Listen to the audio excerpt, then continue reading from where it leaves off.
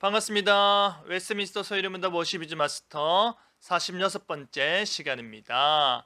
우리는 지금 어떻게 은혜를 받습니까? 은혜의 방편, 은혜의 도구를 살펴보고 있습니다. 우리가 성례가 은혜의 방편인데 이 성례는 두 가지가 있다 했습니다. 세례와 성찬 이 두 가지만 있습니다.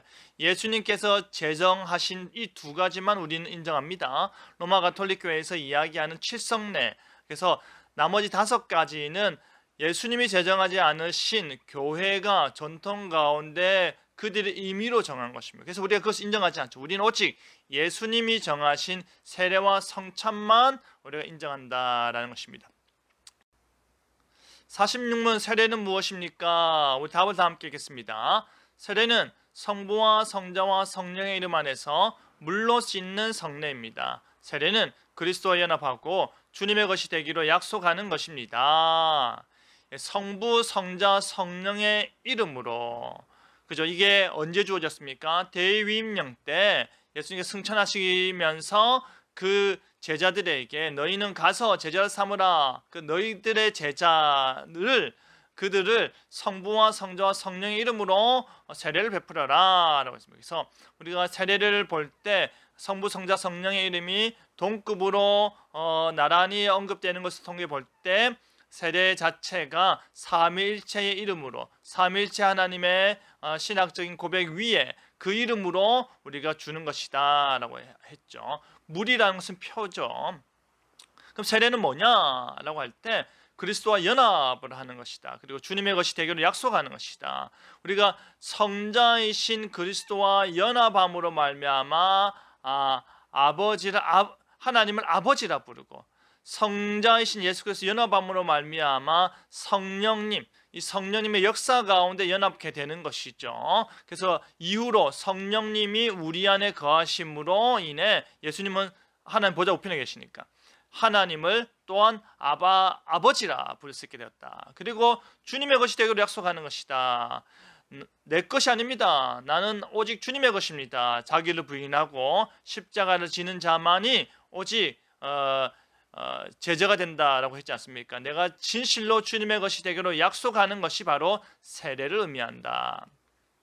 보다 구체적으로 살펴보겠습니다. 세례는 어떻게 주어집니까? 세례는 참된 믿음과 회개를 나타내는 자에게 주어집니다. 아무한테나 세례를 베풀면 안 됩니다.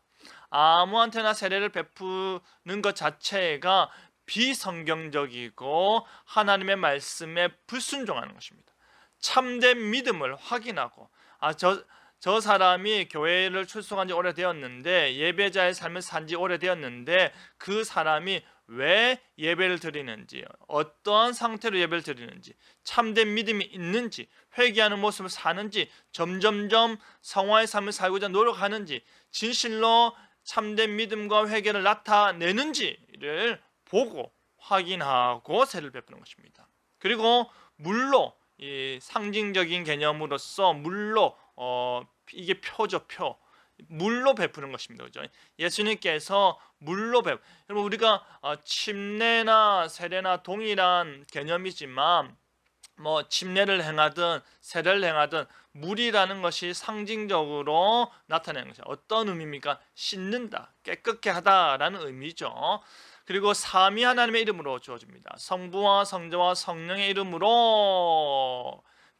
목사가 베푼다 하더라도, 합법적인 목회자에게 세례를 받는다 하더라도 삼위 하나님의 이름으로 주어지는 것입니다. 근데 이 합법적인 목회자가 아무 때나 세례를 베풀 수 있습니까? 아닙니다. 아주 예외적인 상황, 임종을 앞둔다거나, 혹은 몸이 불편하여 예배를 못 나온다거나, 혹은 선교지에서 굉장히 특수한 상황 가운데서는 임의로 줄 수는 있겠지만은 일반적으로 공적 예배 가운데, 그죠? 참된 믿음과 회개를 나타내는 자가 그가 일시적이지 아니하고 천국의 복음이 마치 길가나 가시덩굴에 떨어져서 일시적으로 무언가를 나타낼 수는 있을지 몰라도 그 지속적으로 좋은 땅이 되어야 하기 때문에 공적 예배 가운데 참된 믿음과 회개를 나타내는 자에게 공부와 기본적인 가르침을 통해서 공적 예배 가운데 많은 성도들이 저 사람은 세례받기에 합당하다라는 동일한 신앙 고백 가운데 주어지는 거예요. 그래서 이 세례라는 것은 공적 예배 가운데 주어져서 주님의 것이 되었다, 그리스도 연합하였다 해서 우리가 교회의 회원이 되는 것이죠. 자, 그 다음 세례의 의미는 무엇일까? 아까 말씀드린 것처럼 세례라는 건 죄 씻음입니다. 물이 우리의 몸을 깨끗하게 씻듯이 세례를 통하여서 삼위 하나님의 이름으로 준 이 세례를 통하여 우리의 죄가 씻음을 받는다라는 것이죠. 실제로 우리가 물을 머리에 이제 뿌리는 것 자체가 우리가 볼 때 그게 무슨 씻음이야 라고 하겠지만은 그 안에 영적인 의미는 우리의 죄가 참된 믿음과 회개를 표하는 자에게 죄가 씻음 받았다, 우리가 진실로 이 믿음으로 세례를 받음으로 말미암아 내가 죄 씻음 받았다라는 그 표를 나타낸다는 것이. 그리고 그리스도와 연합을 한다. 그리스도와 연합, 그리스도를 믿음으로 말미암아 그 안에서 그 이름으로 우리가 세례를 받기 때문에 그리스도와 연합하게 되는 것이고, 이 연합 자체가 뭡니까?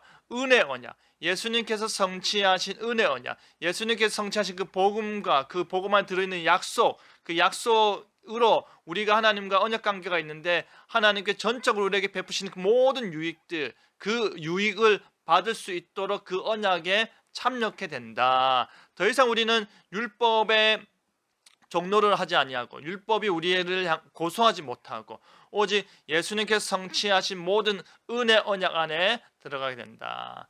그리고 네 번째, 주님의 사람이 되는 결단이다. 이젠 나는 주님의 사람으로 살겠습니다 라고 결단하는 것이죠. 그 한 사람이 이제 어떻게 됩니까? 교회의 회원이 된다.